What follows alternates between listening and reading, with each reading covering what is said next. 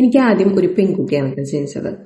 അപ്പൊ അവളുണ്ടായപ്പോ ഞാൻ അവളുടെ കുറുമ്പും, അതായത് അവളെല്ലായിടത്തും വലിഞ്ഞ് കയറി ആകെ ഓടിച്ചാടി നടന്ന് ഇങ്ങനെയൊക്കെ കാണിക്കുമായിരുന്നു.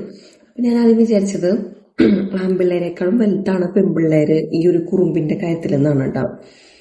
പിന്നെ ബോയ്സിന്റെ അമ്മമാരിങ്ങനെ വീഡിയോസ് ഇടാറില്ലേ, ബോയ് മോം എന്നൊക്കെ പറഞ്ഞിട്ട്, അങ്ങനത്തെ വീഡിയോസ് ഒക്കെ കാണുമ്പോൾ ഞാൻ മനസ്സിൽ വിചാരിക്കാറുണ്ട് ഇതേപോലൊക്കെ തന്നെയാണ് ഞങ്ങളുടെ പെൺപിള്ളേരും, വലിയ വ്യത്യാസമൊന്നുമില്ല, ഇതേപോലെ തന്നെ എല്ലാം ചെയ്യുന്നുണ്ടെന്നുള്ളത്.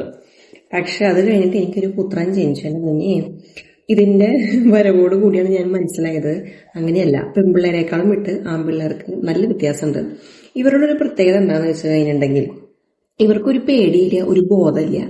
ഏത് നേരം ആത്മഹത്യയുടെ വക്കിലാണ് നിൽക്കുന്നത്. അതായത് എന്ന് വെച്ചിട്ടുണ്ടെങ്കിൽ നമ്മുടെ കണ്ണൊന്ന് തെറ്റി കഴിഞ്ഞിട്ടുണ്ടെങ്കിൽ മേശയമ്മ അടിയിലെടുത്ത് ചാടാ, സോഫയമ്മ അടിയിലെടുത്ത് ചാടാ. അതായത് ഒരു പേടിയില്ല, ഫുൾ റിസ്ക് പിടിച്ച ലൈഫാണ് ഇവരുടെ.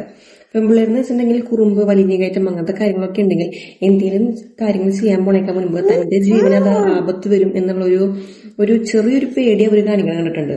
പക്ഷെ ഇവർക്ക് എന്താണാവോ അങ്ങനത്തെ ഒരു ബുദ്ധി ഇല്ല.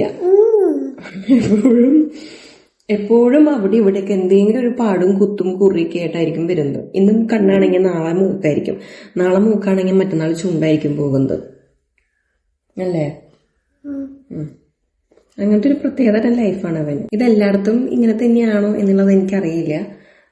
മേ ബി ഞങ്ങളുടെ ജീൻസിന്റെ പ്രശ്നമായിരിക്കാം. അപ്പൊ നിങ്ങൾക്ക് ആർക്കെങ്കിലും റിലേറ്റബിൾ ആയിട്ട് തോന്നുന്നുണ്ടെങ്കിൽ കമന്റ് ചെയ്യാം.